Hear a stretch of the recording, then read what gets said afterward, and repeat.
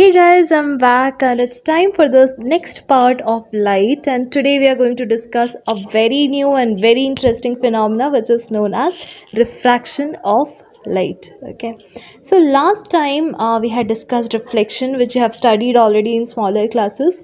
So maybe it was not that fun, but refraction is going to be really fun because it's responsible for some really cool applications and daily life examples. Okay, look, we are going to start with a very cool experiment. We have two strips, red and blue here, and I'll pour my magic liquid now, okay? Okay, you got it. It's not magic liquid, it's just water, but still watch. Do you see? Okay. Another one I'll show. There are two arrows, both are initially in the same direction, and now look what happened to the arrows. I'll tell you why all these happens by the end of this lesson. Mainly, what we think, what our brain believes is that light always travels in a straight line, right? This is what we have studied from smaller classes, rectilinear propagation of light and all. That light can travel always in a straight line, and it does because unless and until it is traveling in the same medium means if the light is traveling in air, it will keep on traveling in the straight line. If it travels in water continuously, it will keep on traveling in a straight line. But is it possible to change the direction of light or bend light? Yes, it is possible if you keep another transparent medium in its path. It means that if suppose light is traveling in air, okay, a ray of light, it travels in air, and in its path I keep a glass of water or a beaker of water, right, or a glass plate. Glass is also transparent. I keep a slab of glass. So light which is already traveling in air, it will enter another transparent medium like water or glass. Now what happens when it enters in another transparent medium? What changes in light? Yes, its wavelength doesn't change, its frequency doesn't change, but what changes its velocity, right? Velocity of light changes when it travels from one transparent medium to another transparent medium. For example, what is the speed of light in air? We all know it is 3 into 10 to the power 8 meters per seconds, which is the fastest speed till now found in universe. No particle can travel faster than this. So what is the speed of light in air? 3 into 10 to the power 8 means 3 followed by 8 zeros. That many meters light can travel in 1 second in air or in vacuum, okay, which is almost the same. But what happens when it enters into glass? When it enters into glass, its speed is reduced to 2 into 10 to the power 8 meter per seconds. Means from 3 it's reduced to 2. So because of this reduction of speed in light, it doesn't travel in a straight path to cover the same distance in the same time. What happens? It reduces its speed, or it changes its direction, it changes its path so that it can reach the spot, or it can move in the same time, right? So instead of traveling straight, it takes a shortcut and bends and goes. This bending of light is known as refraction. So how do we define diffraction? Refraction is a bending or change in the direction of light when it travels from one transparent medium to another transparent medium. Now we'll see some important terms. The ray that falls on the interface or on the boundary of the two surfaces is called the incident ray, and the point is called point of incidence. The ray that bends or deviates and goes into the another medium is called the refracted ray. Now to the interface or to the boundary, if I draw a perpendicular, that's called normal, and the angle between the normal and incident ray is called angle of incidence, whereas the angle between the normal and refracted ray is known as angle of refraction. Much similar to what you have learnt in reflection, isn't it? Now look at the scenario. The sun's rays falls on the water body, and the boundary that separates the air and water is the interface, and the normal which is perpendicular to it. Now we'll discuss an important concept called optical density. Now, what is optically rarer medium or optically denser medium? The medium in which the speed of light is more is known as an optically rarer medium. For example, air is optically rarer as compared to the glass and water. Means light travels faster in air as compared to the glass or water. Means if light is traveling from glass into air, its speed increases or it becomes faster. Then what is optically denser? The medium in which speed of light is less as compared to the other medium is called optically denser medium. For example, glass, it slows down light.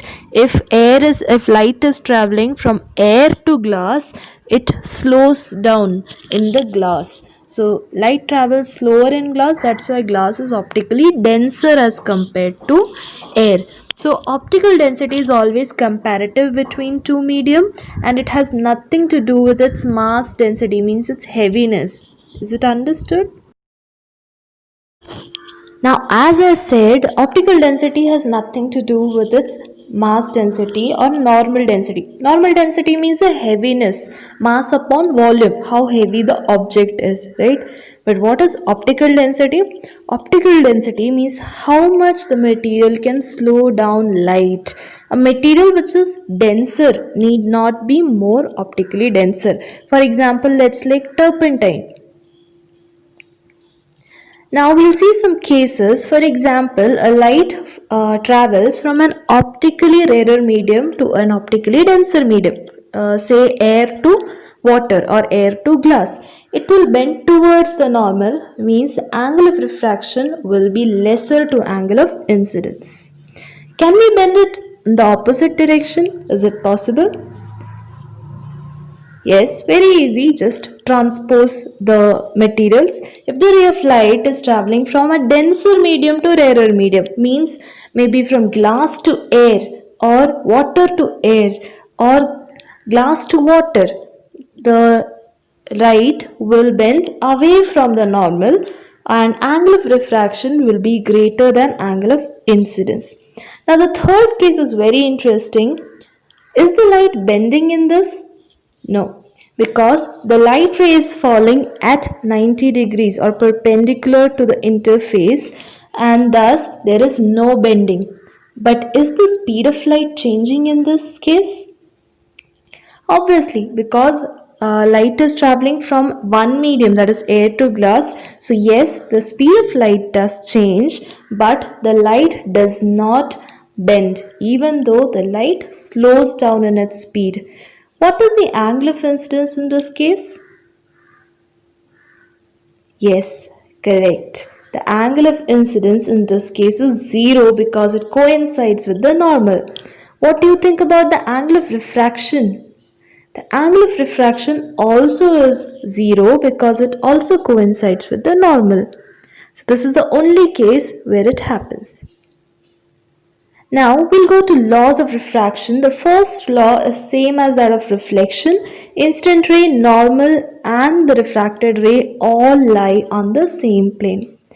We come to an important concept called refrangibility. Refrangibility means if a ray of light goes from one medium to another, how much can it bend, or the ability of the light rays to bend on one medium to another is called refrangibility. The ability of any material to bend light when it enters it.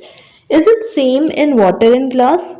Look at the angle of refractions. Is it same bending in water and glass? No, we will see that glass is bending the light more, means angle of refraction is smaller as in case of water. Thus, refrangibility of glass will be said to be more than the refrangibility of water. How to measure refrangibility? It is known by a concept called refractive index. Refractive index is equal to the velocity of light in the first medium divided by the velocity of light in second medium. And absolute refractive index of a material means ratio of velocity of light in air to that in a medium. Means if the first medium is air or vacuum, the refractive index is called absolute refractive index.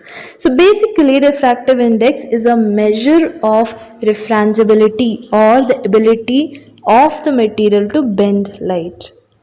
Now, is it easy to find out velocity of light in a medium? No, it's really difficult. Then how do we find out the refractive index of any material? A mathematician called Wilbur Snellius came up with a formula, a solution. He said that if a ray of light comes from a rarer medium to denser medium, this is angle of incidence and angle of refraction, then the sign means sine, cosine that you've studied in trigonometry. You will be studying. So the ratio between the values of sine of angle of incidence to the sine of angle of refraction of the two media is a constant, and this constant will be equal to the refractive index. This law is called Snell's law, which is also the second law of refraction. So let's find this out, how to do it. This is a glass slab. Keep it on a paper and trace this glass slab on the paper. Very important experiment, try it. And you will get the glass slab in Amazon. So trace the glass slab as ABCD. Now pick any point P at the center. This point you have to draw a normal. So this is your normal. And I'll draw an incident ray and mark any 2 points P1 and P2 on the incident ray. Say the angle of incidence is 30 degree. You can take 30, 45, 60 as you wish. And P1 and P2, the two pins that we have upright put on the incident ray, should be at least 5 centimeter apart. Now replace the glass slab back and look through the other side of the glass slab for the images of the first two pins. From the opposite side, opposite face of the glass slab, you will see somewhere near L1 and L2 the images. So wherever you see that they are in one straight line, the images, put two more pins on the other side, P3 and P4. Okay, this is looking through the other side. You have to do this. Now remove the glass slab and join all these points P1 and P4. This becomes your refracted ray. And then join P and R. Again, this is one of the refracted rays. So here you will see, you will get angle of incidence and angle of refraction. The third ray that you have got, it's known as the emergent ray. So if you find out sin I by sin R, you will get the refractive index of the glass. So this is one of the experimental method to find out refractive index of glass. We'll talk more about the emergent ray. There is a concept called lateral shift. It means that the emergent ray, it comes out with a lateral shift from the incident ray. Means the emergent ray is parallel to the incident ray.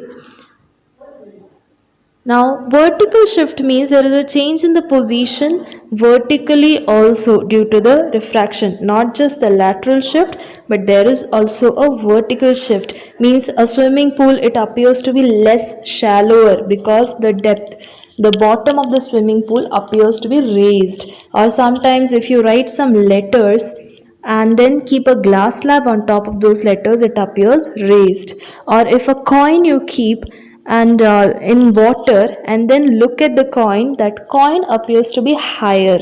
So this is called vertical shift. So guys, we have come almost towards the end of our video. I hope the concepts are clear to you.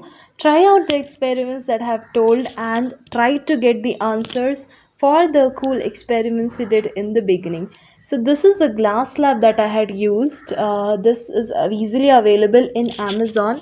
You have a very important experiment in your practicals, which is the glass slab refraction through a glass slab experiment. So if you want, I'll do another video, but you have to ask for it in the comment section. Okay, so I'll do another video with the glass slab experiment, or you can just get the glass slab. You just need a white sheet and few all pins, okay, a drawing pins and few all pins to do the experiment. It's a very important one where you can actually find out the lateral shift, the refractive index of the glass and all those things, right? So, bye for today. Next class, we'll see you with spherical lenses, the ray diagrams, and some important numericals based on lens formula. Till then, bye bye.